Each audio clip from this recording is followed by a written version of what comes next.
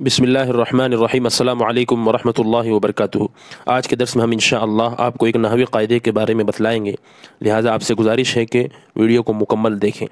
वो क़ायदा यह है कि अगर या हर्फ़ निदा के बाद मुनादा मुअर्रफ़ बिल्लाम हो, यानी इस पर अलिफ़ लाम हो, तो बग़ैर अय्युहा या अय्यतुहा के आप यल इंसानु या यर रजुलु या यल मरअतु नहीं कह सकते, बल्कि निदा और मुनादा के दरमियान मुज़क्कर के लिए कलिमे अय्युहा और मुअन्नस के लिए कलिमे अय्यतुहा लाना पड़ेगा, जैसे या अय्युहा रजुलु या अय्यतुहल मरअतु।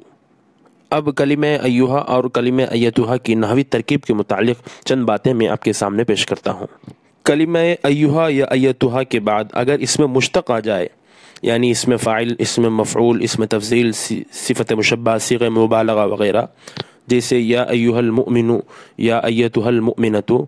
इस मिसाल में अल मुअमिनु और अल मुअमिनतु ये इसमें मुश्तक़ है, लिहाजा तरकीब में कलिमे अय्युहा या अय्यतुहा को मौसूफ़ और इनके बाद आने वाले इसम को सिफ़त बनाएंगे।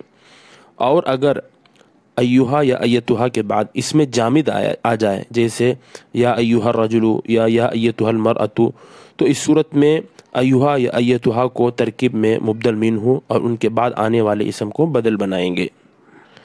अगले दर्स में हम इंशाअल्लाह अय्युहा या अय्यतुहा के बाद इसमें मुश्तक़ आ जाए तो क्यों मौसूफ़ सिफ़त की तरकीब करते हैं, इसी तरह कलिमा अय्युहा या अय्यतुहा के बाद अगर इसमें जामिद आ जाए तो क्यों मुबदल मिन्हु बदल की तरकीब करते हैं, इसकी वजह बयान करेंगे। उम्मीद है कि बात मुफीद लगी होगी। अगर आपको फ़ायदा हुआ तो आगे शेयर करें। अल्लाहु आलम बिस्सवाब। वस्सलामु अलैकुम व रहमतुल्लाह।